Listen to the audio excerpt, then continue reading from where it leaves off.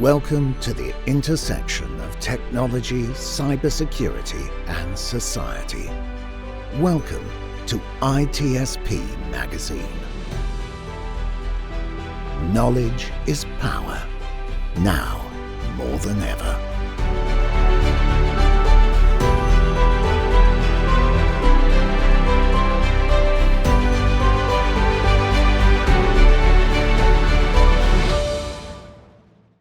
Dun, da, da, da. Here we are, Marco. Is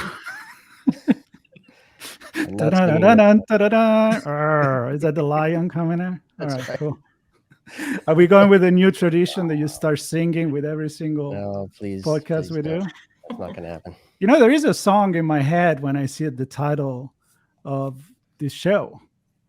Yeah. I don't know if you remember. Yeah. It's kind of like I get knocked down and I get up again. Yeah. Right? Well, yeah.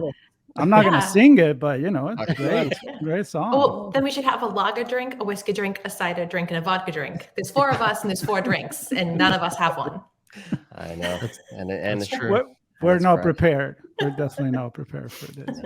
But I am prepared to get to introduce you guys for those that don't know who you are and tell that you already have a show with the first episode already up on ITSP Magazine. We are incredibly excited and honored that you decided to join us on our platform, you and many other amazing hosts that we have. And we kind of like Sean and I are just like sliding into the backstage and letting you guys go with a lot of great conversation.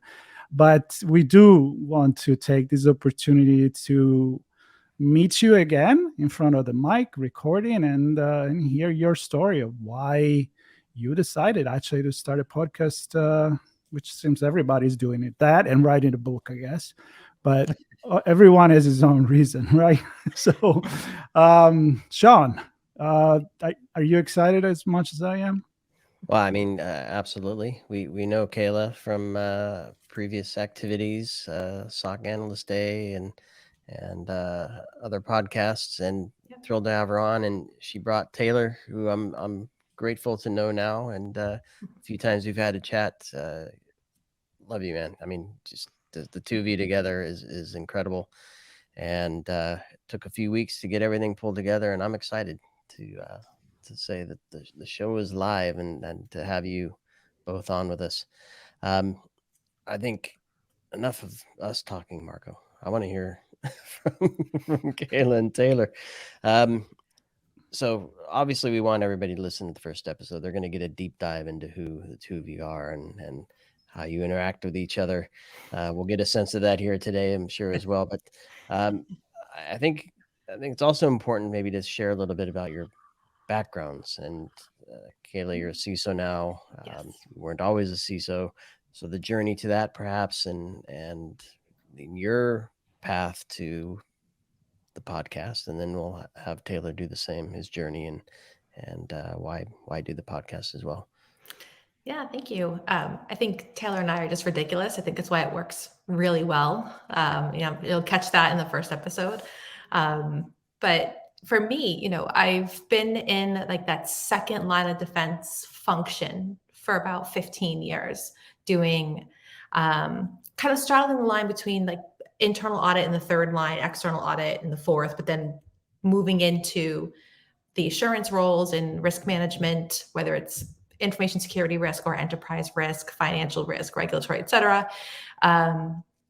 Being a security consultant, doing, all these different assessments of different lines of business and really taking the business context and relating it back into security and how those two should be aligned to do strategic work. And this was before the mainstream term GRC became a thing. It was GRC, it just wasn't really labeled that way at the time. And for me, it's really interesting because there's such a battle, an internal battle in companies around balancing your security strategy and budget with your business needs and not realizing that you really can't have one without the other. And GRC really brings all of these different disciplines together to show value and the return on investment. It's much more clear today than it was even 5 years ago, how security can really impact your budget and your bottom line. And that's really where GRC and the expertise that comes along with it comes into play, because you can use it. It's very versatile. And the reason why I wanted to do the podcast was to share that knowledge and to help people, no matter what your tenure is in the security field or risk field, that this is really where you should be focusing your efforts, and your strategic planning should be around GRC. And then being CISO now, it happened much quicker than I expected it to in my career. Very grateful for it, of course, don't get me wrong. But it gave me different perspective on how to go about things. And working with Taylor, who's done the customer facing side and the security and technical side throughout his various roles, we realized, like, hey, there's a synergy here. There's an opportunity to, like, as I said, to give back and to really share that with other people. So that's what made me want to use my voice in that way. I think that's a really long-winded way of saying that she likes to poke fun at me, Sean. I can sense that. I seem to be the butt of a lot of her jokes. I'm sure you give it right back, though. Oh yeah, it's your turn now, so go. That's right. Take this. Yeah. So I mean, I've done a lot of roles. I started off. My experience is a little bit different. I started off in the military. I did aviation logistics information management system, which is a really long way of saying I was a system administrator. So I did some HPUX system administration. I actually did the upgrade from HPUX to Red Hat, which was one of the first for the Marine Corps for a system that I worked on, which was really interesting. Got introduced to VMware and a lot of different technologies during that role. Started doing system checks, understanding, disk utilization, memory utilization, watching processes execute, the really boring stuff that everyone loves to do, just trailing PS-EF for hours on end. And then came into a situation where there was this really odd process that would spin up and it'd spin down, and we'd notice a lot of network activity around that. And so we started investigating it. I kind of got my first hands-on exposure into security and understanding, not really the compliance side. I leave all of that to Kayla, but really understanding exposure and attack surface management. Something was public facing. Someone found what was public facing. They decided to find an exploit or a vulnerability within the system, and they were able to infiltrate and get data out of a public facing system that was just a test environment. But still, it started that investigative analysis and understanding that there's a lot of things that you wouldn't expect to be targets that are actually targets.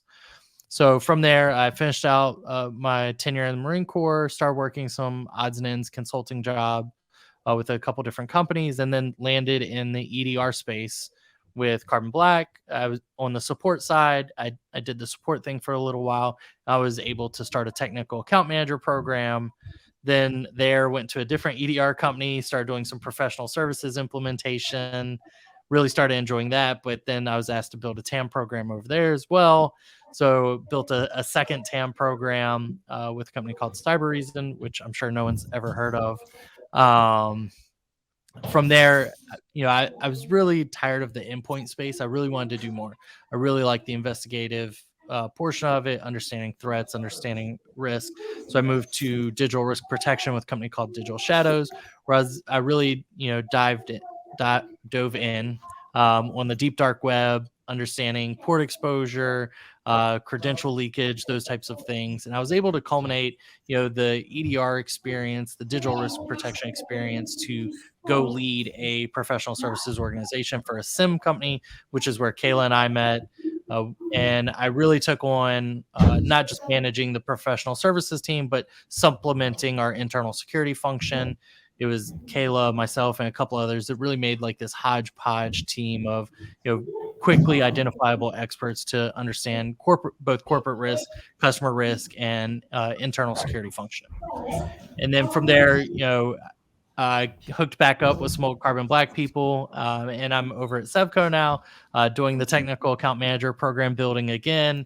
And Kayla and I, throughout all of this, we've remained really close friends, but we really started to see the differentiation between technical jargon and business jargon, and how a lot of engineers feel like they're communicating clearly or they're communicating effectively, but engineering speak doesn't always translate to business speak. So oftentimes that message gets lost. We just want to really bring reality to conversations. And security people aren't whistleblowers, they're not ambulance tracers. They're just bringing up things that they're either extremely passionate or extremely knowledgeable about to both secure their internal function and their customers. So taking Kayla's experience, GRC, I still think she's the first GRC CISO personally. She's the first one I've come across. And then my technical understanding, as well as my customer relationship building skills, having been customer facing almost exclusively the last 8 years, we really just wanted to bring, business risk, customer risk, technical risk, and just have open dialogue and understand what everyone's talking about, and bring that reality to a conversation where everyone feels comfortable asking questions or dealing with issues. Yeah, that's a tough balance. I love both your journeys.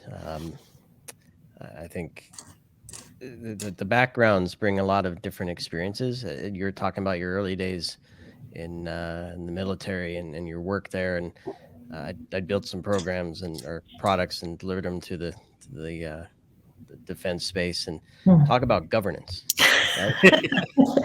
Right? The rules you have to play by just to even get a look at and be part of an ecosystem in that space. All the way to the freewheeling. We're a startup and we have no DevOps, DevSecOps, right? And no security team whatsoever. And in there is kind of the reality for a lot of companies in the middle there somewhere, different levels of maturity. But I think where your show is interesting is kind of mapping that technical. You have to have the business conversation, but you can't forego the technical bits in the process. And you can't have the technical bits and miss out on the business. So I don't know how do you guys plan to, or have you already, and now bringing it to the show, kind of bring those conversations together and to bear, so folks can hopefully benefit from both your experiences. It's going to be a challenge in some ways to hit all the right notes with all the right people. I think that goes for any type of podcast or show of any kind. But for us, it's going to be really about kind of tying in the things that we've seen and lessons that we've learned, and to help people avoid them. If you take a strictly compliance route, that doesn't necessarily equate to security, right? Some people don't realize that, and they think, oh, you have a SOC 2, you're great. No. And really being able to demonstrate things that we've seen, things that we've done, screw ups, which there are plenty along the way. And, as long as you learn from them, that's great. But it's trying to arm people with the knowledge and the power to make decisions is really what we're trying to bring to our audience. There's going to be talk about ESG and what that has to do with security and compliance. People think it's just like a fluff field. It's really not. It's something that's very up and coming. It's been the same as GRC a few years ago, acronym hell there, but environmental social governance. It's really important. We're going to talk about, project risk management. What does that mean when it comes to internal cross-functional projects from a security or, compliance perspective to customer-facing projects? What is a risk register? What actually is GRC? What does that mean from a customer perspective and an internal perspective? How do you kind of delve into the bits and bobs that make up all of these different things from both perspectives? And there will be disagreements, because even though we're friends, we don't always see eye to eye on things. But that's, I think, what makes it good, is because you kind of get two different flavors, and you get to kind of make up your own mind on what's right instead of being dictated to. And we just really hope it breeds conversation, and people are comfortable reaching out to us or even their own peers that they may not have close relationships with, close colleague relationships with, to ask for help on things. So for us, it's really just trying to address some of the elephants in the room. Who are you calling an elephant? That's a shot at me. That's a shot at me. But instead of a tusk, I have a long beard, obviously. I think one of the other things, and it's not anything Kayla and I have really talked about or feel like we need to talk about, but one of the things that we really noticed early on, before Kayla took the CISO role, she was VP, so she was still executive staff, right? I was a mid-level manager, she's executive staff.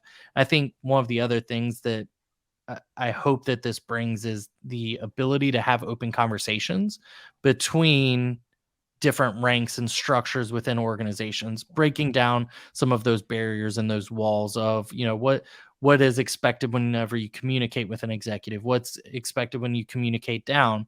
And I think that, there are other things where Kayla and I talk about our experiences. It's in the terms of managing up, managing down, managing communication to technical and non-technical people, and being able to identify what those strengths and weaknesses are so that you can exploit them for the greater good, right?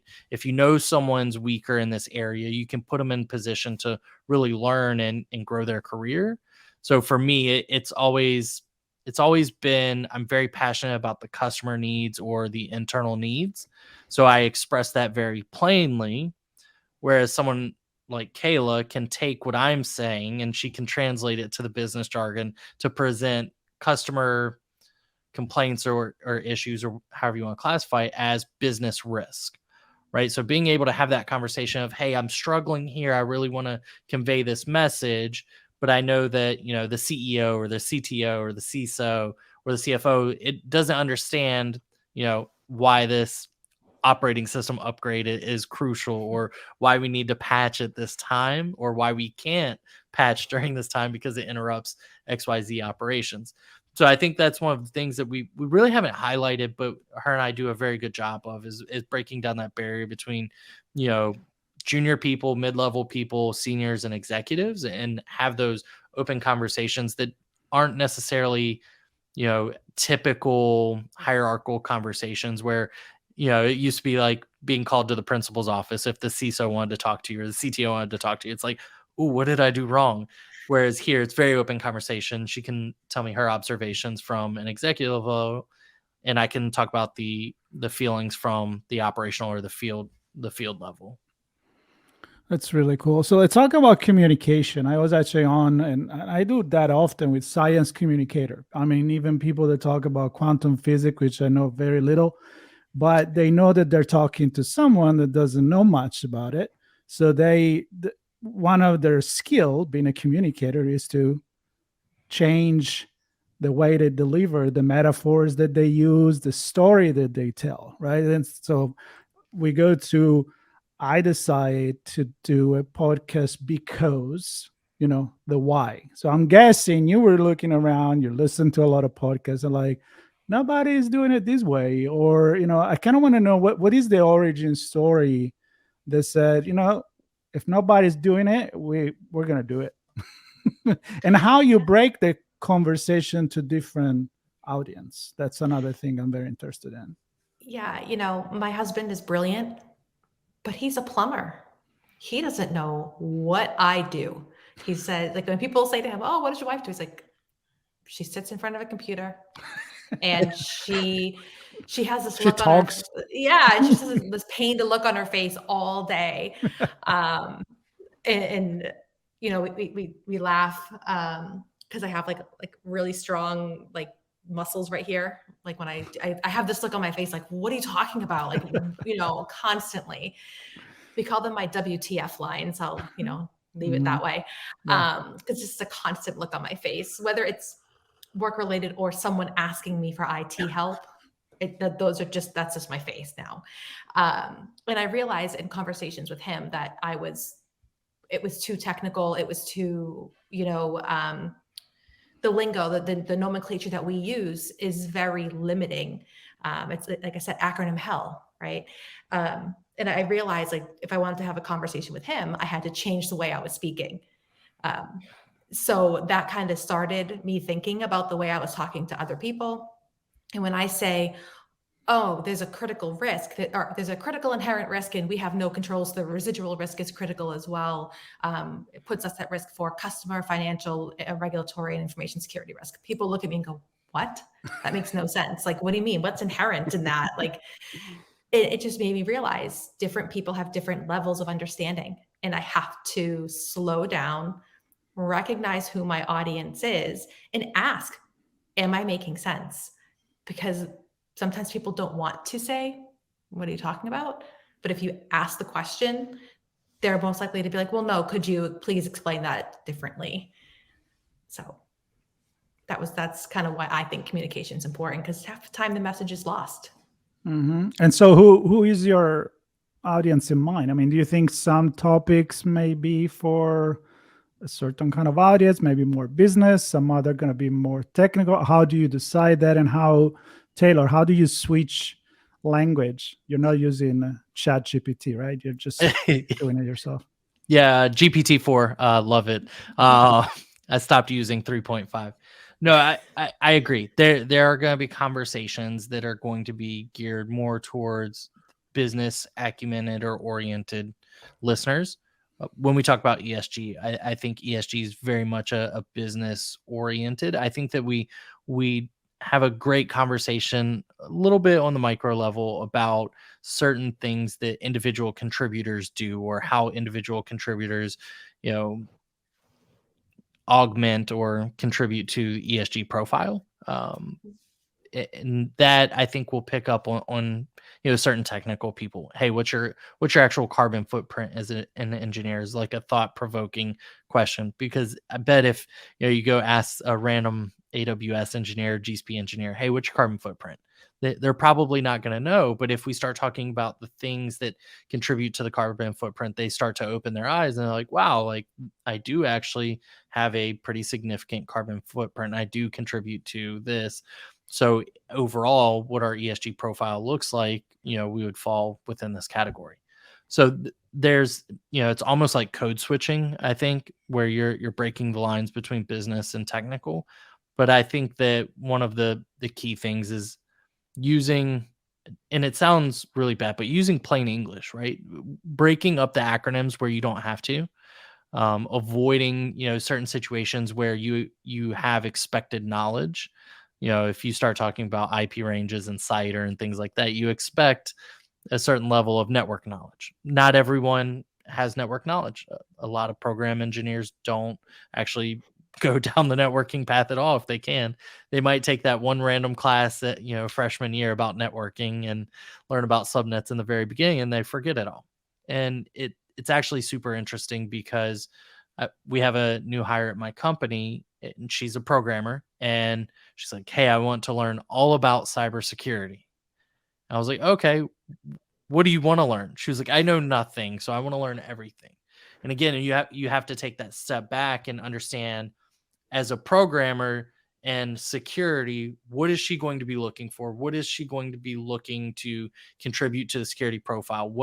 So it's secure coding concepts. It's making sure that they understand risks and unsecure code, not including credentials and commits, things like that. So there's a huge differentiation, but trying to use plain English, I think, will help captivate most of the audience all of the time, and really make sure that we're talking to everyone and not isolating certain professional groups. So I want to ask about the name of the show, the Lockdown Podcast. Who came up with that? What was the inspiration for it? Is there a certain meaning? What's going on there? That was Taylor. I'll be very honest, we have a shared note that we use on our phones to list out everything. And I had all these different names that I was like running through, and I'm like, Taylor, what do you think? And he's like, no, Lockdown. Like this, and it just sounded so cool to me. So it's actually funny. Back to the song reference.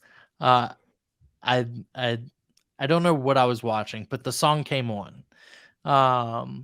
was it Shrek? I forget what it was. I have 6 kids, so there's always some type of animated something on the TV or sports. So sitting there and the song came on and I was like, huh, lockdown, security, locking down your environment, locking down your risk. And, I was sitting there and I was trying to type it out and I actually talked to my wife and my wife was like, well, what about lockdown with Kayla and Taylor? She was like, lockdown's too short. I think it's too nuanced. You're not really going to capture. And so we went back and forth on it. And, Kayla and I were updating the Apple Note. I think it was like 9:30, 10 o'clock at night. And she put a green check mark next to it. And I was like, okay, that's the one. That's what we're going with. I love it. And you have a subhead, not on the graphic, but on the page, of making sense of security. And I don't know if that was very purposefully. I mean, because we could say make it understandable, speak to how to become secure, but actually making sense makes a lot of sense to me. So, any thoughts on that? So, making sense, right? Again, back to junior people or people that have been doing this a very long time, there's a lot of things, right? When you look at technology evolution, you started off with AV, and then there was next gen AV, and then there was EDR, and then now you've got MDR and NDR and XDR. So there's a lot of acronyms. There's a lot of technology. There's a lot of inherent risk for organizations and teams.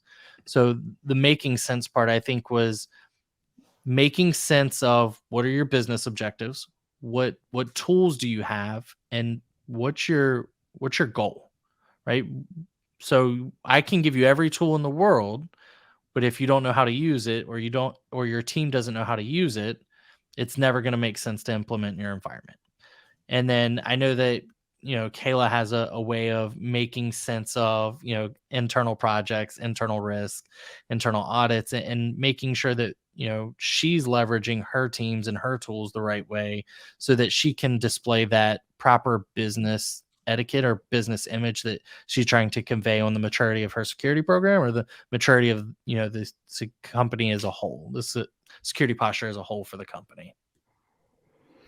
Cool. So what can people expect? Is it always going to be a conversation between the two of you having fun and poking at each other? Are you planning to bring some guests here and there? What's the format? Because it's I think people wants to know like what and then you want to surprise them. I'm a big fan of the surprise. So tell me about that. Yeah, it'll be a bit of Taylor and like me going back and forth, of course, but also bringing in guests. We might throw in a live here and there, surprise someone, show up somewhere, and just start bothering people for their own opinions on things. Trying to keep it fresh, keep people on their toes on what they're going to experience. I think Taylor and I have great connections in the industry in different like facets of business that voices haven't been heard. And we really want to tap into those folks and their experiences and how the diversity of thought really comes into play when it comes to security strategy and just organizational strategy as a whole. I also really want to focus on being able to deliver something to people who are moving into the field. I think that's an area that's often overlooked. There are, because of the pandemic, a lot of people who've decided to switch careers, whether it's into security or not. There's just been a massive shift in the way people look at their career path. And I feel that there are a lot of barriers to entry in security that aren't necessary anymore, whether it's college degrees, expensive certificates, things like that. And being able to identify your skill sets that are complementary that you already have. Like my degree is in accounting with a project management master's degree.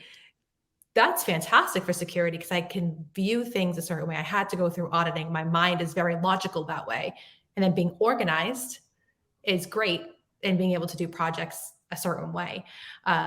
People don't necessarily understand how that skill set translates into security. And I think that kind of goes across any industry, but ours in particular, we need people who have that diversity of thought, who have experiences that are different to what's been done for the past 10, 15 years, so they can change and shape the field. And it's very lacking. And I really hope that we're able to reach that level of audience, whether you're moving into you're in you're my age, we'll leave it at that, and you decide you want to switch into a security or technical privacy field of some kind, and you can, listen and learn something and take away that and say, oh, okay, this is something I can do. Or if you've been in the field for 20 years and you say, oh, I never looked at it that way before. I think it's really important. It's all about making sense, and the numbers don't lie. The numbers don't. I might lie, but the numbers don't.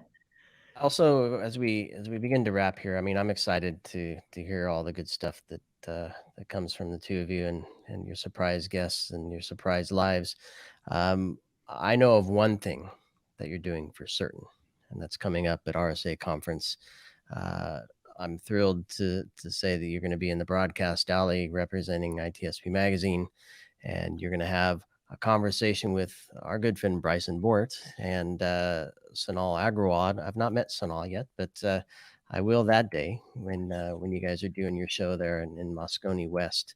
Who wants to give a little tease for what you're going to talk about there? It's elephants in the room, right? How pen testing and GRC worlds collide. That's an interesting topic. Yeah, I mean, I can definitely let Kayla take this, but one of my things that I definitely want to surprise Bryson with, even if he's going to listen to this episode before RSA, is scoped versus unscoped pen tests, right? I think we've really got to have conversations on the pen testing realm, right? I think that, and Kayla and I have been through this, I think that there's a huge differentiation in a scope of work and, limiting the ability of a scope of work to be exceeded or expounded on. So I think that, oftentimes we get hyper focused on pen test reports being very linear into the thing that we want them to find or the thing that we want them to look for. But I think that we also we have to stop letting professionals work inside a certain bound that we're afraid for them to see outside of that. Elephants in the room or bulls in the china shop, right? Same thing, right? Love it. Yeah. And then from a GRC perspective, it's very important that the team understands not just to Taylor's point, like the scope or what's not in scope, but the impact, the materiality of that pen test, what it means to have a pen test and what those findings are when it comes to impacting your, financial risk, customer risk, and overall product security, and how that ties back into that very familiar risk 5x5 that everyone either loves or hates. It really depends. And how, okay, this is like a high finding, we're going to, remediate this, or we're not. What's that cost? What's it going to cost the company? What's it going to look like from a reputational perspective? Because nowadays customers are far more savvy than they've been before, and they ask the questions. They want to see the summaries. They want to know your SLAs. Why aren't you fixing something? Being able to tell a story is really important. And that's where GRC comes in, and they can take that. And I don't want to say spin it, because that's not the right phrase, but they can take that and help articulate the story around why certain risks have to be accepted and certain things can't, because you can't fix everything. You have to explain why. And that's where this elephant in the room kind of came together for us. Yes. And I'll be an elephant in the room Monday, the 24th of April, 2 p.m., Broadcast Alley, Moscone West, catching Kayla and Taylor for their episode with Bryson and Sanal. You plan to bring another one to bear before RSA? You have another episode coming before then? We do. So our conversation with Jill O'Huron on ESG, that episode will air before RSA. I think that's a very interesting concept itself. I think ESG by itself is a term that we've heard a lot in the industry.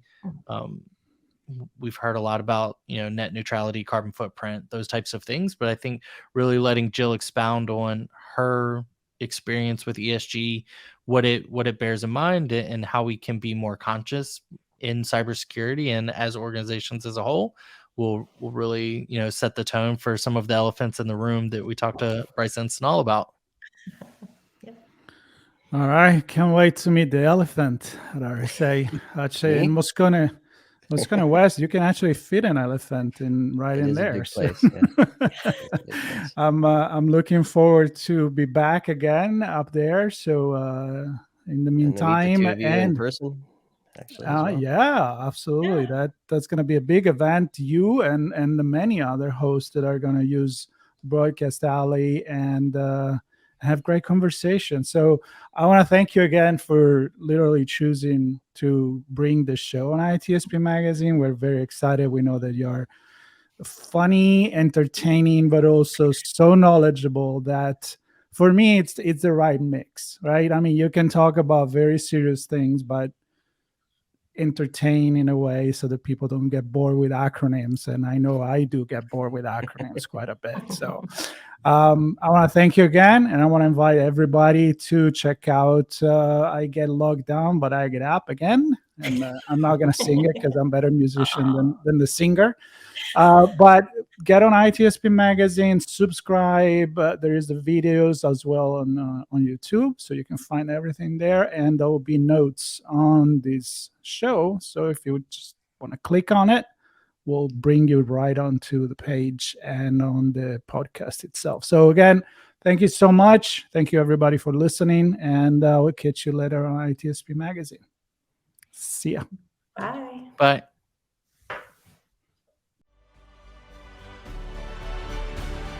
We hope you enjoyed this conversation. If you learned something new and this story made you think, then share ITSP Magazine with your friends, family, and colleagues. If you represent a company and wish to associate your brand with our conversations, sponsor one or more of our columns. We hope you will come back for more stories and follow us on our journey. You can always find us at the intersection of technology, cybersecurity, and society.